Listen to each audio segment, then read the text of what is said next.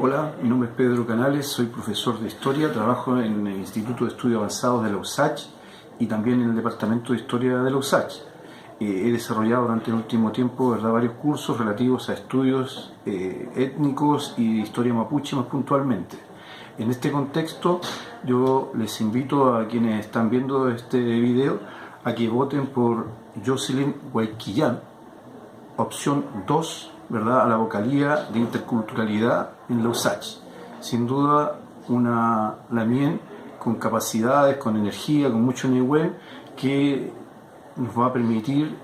proyectar a la USACH en una perspectiva intercultural que poco a poco se ha ido generando justamente a partir de estas vocalías. En ese sentido, puedo contar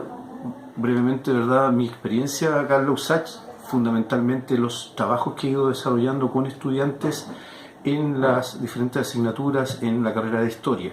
Por ejemplo, lo relativo a los estudios étnicos en Chile, desde una mirada que ha ido despojando en cierta forma del sitial a la historia oficial, que muchas veces se ha teñido de racismo y de una semántica antiindígena, antimapuche, entre el estudiantado de esta universidad. Creo que es necesario develar de una u otra forma, sin querer obviamente decir que tenemos la verdad absoluta,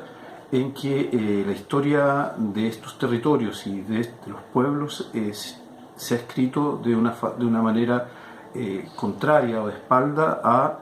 en este caso al peso importante de la historia del pueblo mapuche. En ese sentido, insisto, ¿verdad?, recalco, voten por Jocelyn, sin duda una Lamien que va a honrar esta elección, este cargo, y va a permitir que la USACH sea cada día más una universidad amplia, justa,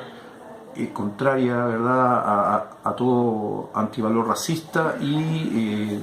nos permitirá vivir en una convivencia mucho más intercultural, más plurinacional, por decirlo de alguna manera. No se olviden, opción 2.